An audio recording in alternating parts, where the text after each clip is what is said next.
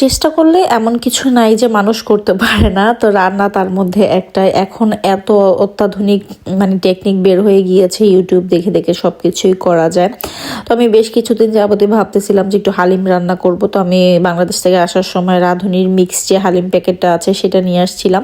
তো আজকে সাহস করে ইউটিউব দেখে রান্না শুরুই করে দিলাম। প্রথমে হালিমের যে ডালটা ছিল সেটা আমি গরম পানি দিয়ে ভিজিয়ে রেখেছি। এখন হচ্ছে মাংসটা রান্না করব। তো প্রথমে একটা প্যানের মধ্যে পরিমাণ মতো তেল দিয়ে পেঁয়াজটা দিয়ে একটু বেরেস্তা করে দেন এর মধ্যে আমি সামান্য পরিমাণ আদা রসুন বাটা দিয়েছি, স্বাদ মতো লবণ দিয়েছি, আর হচ্ছে যে হালিমের মিক্সের যে মশলার প্যাকেটটা ছিল মাংসের সেটার বেশি অর্ধেক দিয়ে দিয়েছি। তো পরে একটু কষিয়ে নিয়ে দেন হচ্ছে আমি মাংসগুলিকে দিয়ে ভালো করে কষিয়ে নিয়েছি। এখন একটু পরিমাণ মতো পানি দিয়ে দিলাম সেদ্ধ হওয়ার জন্য।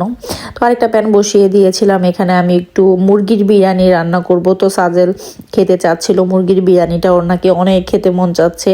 তো বাংলাদেশ থেকে আসার পরে এখানে কখনই আমার মুরগির বিরিয়ানি রান্না করা হয়নি, খাসি বা গরুর মাংসটাই রান্না করা হয়েছে। তো সে বেশ করে বলতেছিল আম্মু একটু বিরিয়ানি রান্না করো মুরগির মাংসের। তো আমি আজকে মাংসটাকে কষিয়ে বসাবো, একবারে মেখে বসাবো না। তো প্রথমে একটা প্যানের মধ্যে পরিমাণ মতো পেঁয়াজ দিয়ে তারপর আমি এর মধ্যে দিয়ে দিয়েছিলাম আদা রসুন বাটা, তারপরে বিরিয়ানির মশলা দিয়েছিলাম, তারপরে টক দই দিয়েছি, লবণ দিয়েছি, টমেটো কেচাপ দিয়েছি। তো দিয়ে ভালো করে মশলাটাকে কষিয়ে দেন হচ্ছে মাংসটা দিয়ে আমি ভালো করে কষিয়ে নিব। আর ফার্মের মাংসটা হতে তো একদম কম টাইম লাগে, তাই হচ্ছে সাজেলের বাবা বলল যে আলুগুলিকে ভেজে দিতে।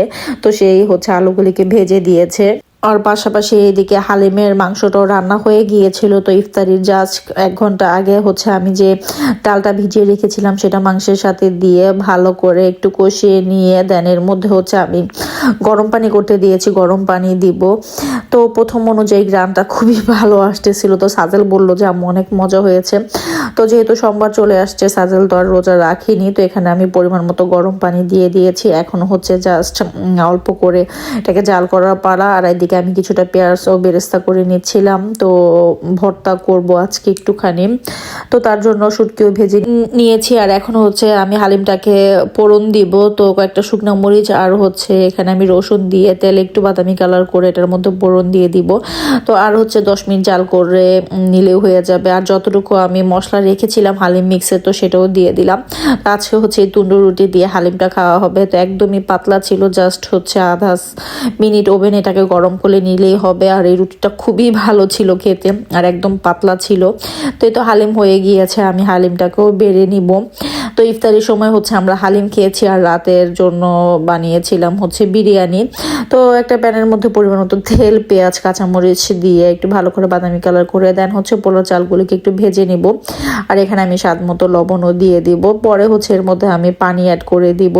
তো আজকে হচ্ছে পানিটা আগে অ্যাড করব, যখন পানিটা একটু একদম কমে আসবে তখন এর মধ্যে আমি মাংসটা অ্যাড করব। এখন এর মধ্যে আমি 2 চামচের মতো গুঁড়া দুধ আর হচ্ছে টমেটো কেচাপ দিয়ে দিয়েছি। তো এই তো বলক চলে আসছে, এখন হচ্ছে আমি মাংসগুলিকেও অ্যাড করে দিব।